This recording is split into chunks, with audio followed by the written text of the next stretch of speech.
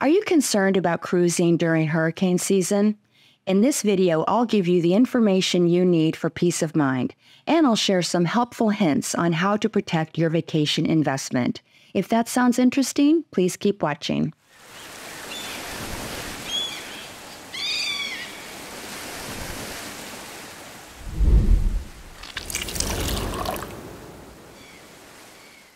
Here I am, rock you like a hurricane. Have you ever had a song stuck in your brain? I have had that song on my mind the entire time I've been planning this video. But enough about me. How are you? I hope wherever you are having a splendid day and staying cool. And if you're new here, welcome. I don't normally include 80s rock anthems in my intro, but I think the heat is getting to me. I am in South Florida and it is blazing hot. I have cruised the Caribbean many times during hurricane season, mainly because when my kids were younger, summer was the time that they were out of school, so that's when we took vacations. We never had any major problems, but we did have a few itinerary changes here and there. Today, I'm going to give you some information about cruising the Caribbean during hurricane season, and I'll give you some ideas on how you can protect yourself and your money if you're planning a cruise during this time. With that being said, let's dive right in. Number 1, hurricane season runs from June 1st until November 1st.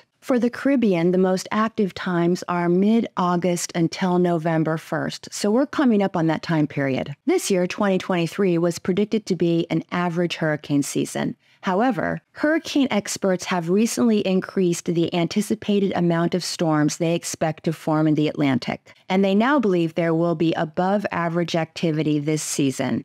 The updated outlook now predicts 18 named storms, 9 hurricanes, and 4 that will reach major hurricane status with winds of at least 115 miles per hour. This new prediction is the main reason why I wanted to do this video, because if it's accurate, more cruises could be affected. That being said, the chance that your cruise will be impacted is pretty low. It could happen, but it doesn't happen very often. Ships can typically travel much faster than storms, so they simply adjust their course to avoid them. Storms tend to move about 10 knots, while ships can reach speeds of over 20 knots. This is one of the best advantages cruise lines have over resorts.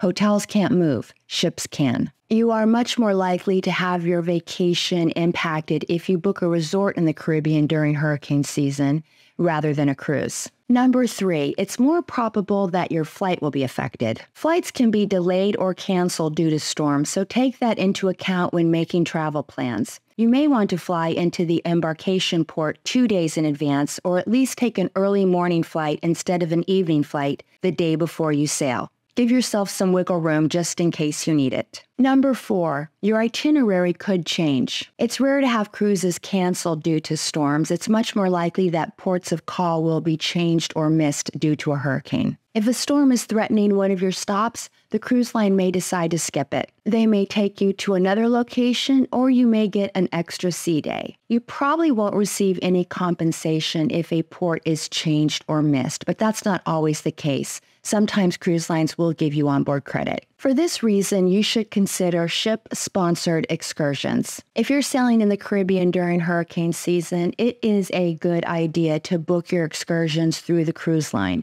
This way, you will be sure to be compensated if a port is missed. Number 6, purchasing travel insurance is smart. During hurricane season, it is even more important to purchase travel insurance, but make sure the policy includes coverage for storms. Read the fine print. A lot of policies don't cover hurricanes. Just as important, you should purchase your travel insurance immediately after you book your cruise. Most insurance companies set time limits on when you can purchase policies that include hurricane coverage. And generally, you must have purchased a travel insurance policy before a storm is named in order to be covered. Insurance companies, they can be tricky. Number 8, you probably will not get a refund if you decide to cancel your cruise. If there's a storm out in the Atlantic and you're worried about it and you decide you just want to cancel, the cruise line will typically not refund your money. They will not give you a refund if the cruise is still happening. You can ask if you can reschedule the cruise. I have had some success with this, but it's certainly no guarantee. Moving on, the ABC Islands are a safer bet. If you are concerned about hurricanes, consider the Southern Caribbean. Aruba, Bonaire, and Curacao, known as the ABC Islands, are rarely affected by hurricanes. They are usually outside the path of most hurricanes. And number 10, it's possible your cruise could be extended or shortened. This doesn't happen very often, but if a storm is threatening your disembarkation port, the cruise line may decide to take you in a day or two early so that you can get home before the storm hits. If your cruise is shortened, you should get compensated for the days that you miss. On the other hand, if the storm hits before you can get to port,